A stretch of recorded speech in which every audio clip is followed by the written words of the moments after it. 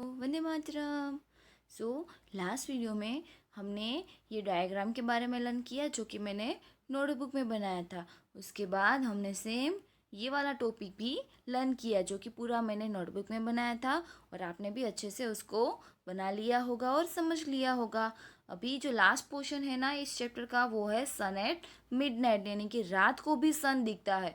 जान के हैरानी होगी ना कि सन रात को कैसे दिखता है। तो अर्थ पूरी राउंड है और कोई कोई जगह पे उसकी सिटी के लोकेटेड जो डायरेक्शन होती है, वो जो जगह होती है उसके हिसाब से सन वहाँ पे रात को भी दिखता है। तो यहाँ पे कौन सी जगह पे सन रात को दिखता है? Norway. The sun at midnight in the Norway. यहाँ पे जो पिक्चर है ना वो पूरे दिन की पिक्चर यहाँ पे दी है, यानी कि रात को भी दी है, रात की भी पिक्चर है, दिन की भी पिक्चर है। इस समय सनराइज होता होगा, उसके बाद धीरे धीरे धीरे सुबह होगी, उसके बाद धीरे धीरे धीरे शाम होगी।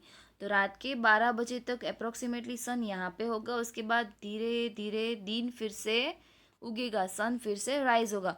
तो यहाँ पे पूरा देखो, यहाँ पे सन आपको ऐसे दिखाई दे रहा होगा। सन कभी सेट हुआ ही नहीं ना, है ना?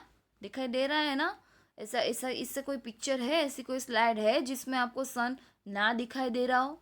नहीं, सन कभी सेट हुआ ही नहीं है। ओके, तो नॉर्वे उसको मध्य रात्रि का देश बोला जाता है, मध्य रात्रि के सूर्य का देश, क्योंकि रात के 2 बजे 3 बजे 4 बजे वहाँ पे सन दिखाई देता है, इसकी वजह से। यहाँ पे हम पैराग्राफ देखेंगे। In the Europe nation of Norway the sun does not set from midnight to the end of July, यानी कि जुलाई के एंड में, जुलाई के एंड तक रात को भी सन दिखाई देता है, सन कभी सेट नहीं होता है। This means the sunrise and the sunset are simultaneous, so the sun is seen even at midnight, यानी कि सनराइज और सनसेट एक जैसे ही होते हैं, एक टाइप्स के ही होते हैं, समान तरीके से होते हैं, इसीलिए वहाँ पे सन जो है ना वो भी मध्य रात्रि तक दिखाई देता है।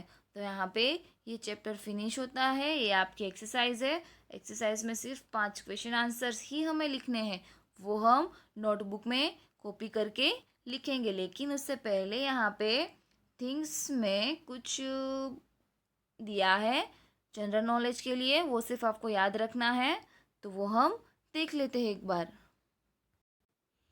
तो यहाँ पे पहले हमें दिया है उत्तरायण और मकर संक्रांति। अभी हमारे यहाँ पे उत्तरायण कौन सी डेट को आता है? 14 जनवरी। और उस समय कौन सी सीज़न चलती है? हमारी विंटर की सीज़न। सन धीरे धीरे विंटर में, विंटर से निकलता जाता है। वहाँ यहाँ पे हमारे यहाँ पे विंटर धीरे धीरे फिनिश होने वाली होती है।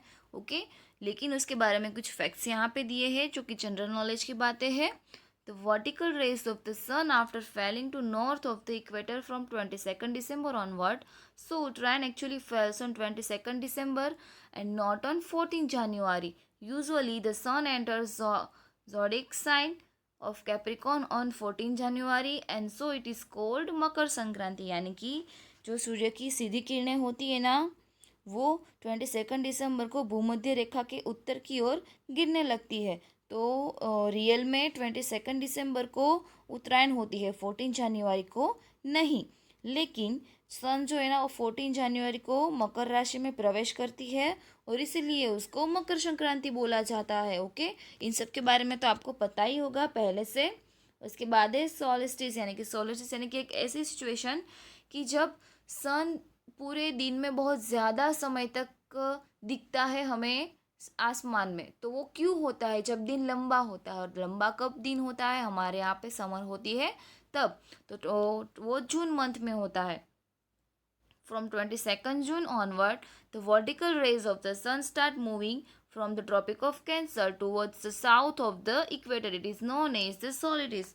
यानी कि सन जो होता है ना 22 जून, उस समय सन की सीधी किरणें भूमध्य रेखा के दक्षिण की ओर कर्क रेखा से शुरू होती है, इसीलिए उसको सोलिटिस यानी कि संक्रांति भी बोला जाता है। ओके, तो उसके बाद सर्कल ऑफ इल्यूमिनेशन यानी कि प्रकाश वर्तुल। प्रकाश वर्तुल के बारे में हमने ऑलरेडी आगे लर्न किया था।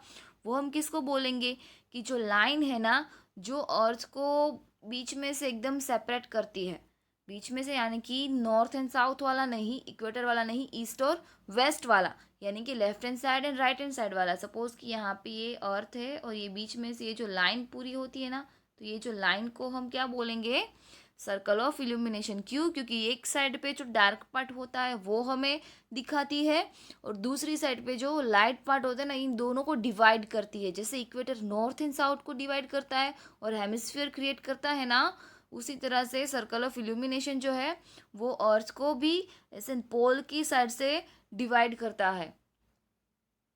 तो देखते हैं पैराग्राफ में, the line that separates the lighted from the darker of the half of the earth and joins the two poles is called circle of illumination. यानी कि दो जो ध्रुव है हमारे, कौन से, north pole and south pole, वहाँ से जो डार्कर पार्ट और लाइट एंड पार्ट जो होता है ना, उन दोनों को डिवाइड करती है जो लाइन, उसको हम क्या बोलेंगे, सर्कल ऑफ इल्यूमिनेशन, यानी कि प्रकाश वर्तुल। उसके बाद रिवॉल्यूशन, रिवॉल्यूशन यानी कि सन के आजू बाजू में अर्थ का घूमना और उसकी ऑर्बिट यानी कि कक्षा में घूमना। तो हम देखते हैं ये portion, this is the earth orbit around the sun, one complete revolution tracks about 365 and 1/4 days, यानी कि 365 डेज एंड 1/4 यानी कि 6 आवर्स। क्यों? क्योंकि पूरे एक दिन का फोर्थ पार्ट हुआ तो वो 6 आवर्स ही हुआ ना, 365 डेज एंड 6 आवर्स लगते हैं रिवॉल्यूशन को, अर्थ को एक रिवॉल्यूशन फिनिश करने में। उसके बाद है सेल्सियस। सेल्सियस एक मेजरमेंट है जो कि हम टेम्परेचर को यूनिट में नापने के लिए बोलते हैं, यानी कि 25 सेल्सियस डिग्री, 24 सेल्सियस डिग्री आपने न्यूज़ में देखा होगा, कहीं पे सुना होगा। ओके, कि आज हमारा टेम्परेचर 40 डिग्री सेल्सियस से भी ज़्यादा है, आज हमारा टेम्परेचर 46 डिग्री सेल्सियस से भी ज़्यादा है। यानी कि सेल्सियस जो है ना, वो एक मेजरमेंट है टेम्परेचर को नापने का। Celsius is unit of measurement of temperature, it is name after the Swedish astronomer Anders Celsius, यानी कि जो एक स्वेडिश एस्ट्रोनॉमर थे उन्होंने फाइंड आउट किया था, इसलिए उनके नाम के ऊपर उसका ये जो मेजरमेंट है उसका नाम क्या पड़ा, सेल्सियस। उनका टाइम यहाँ पे हमें दिया है 1701 to 1754।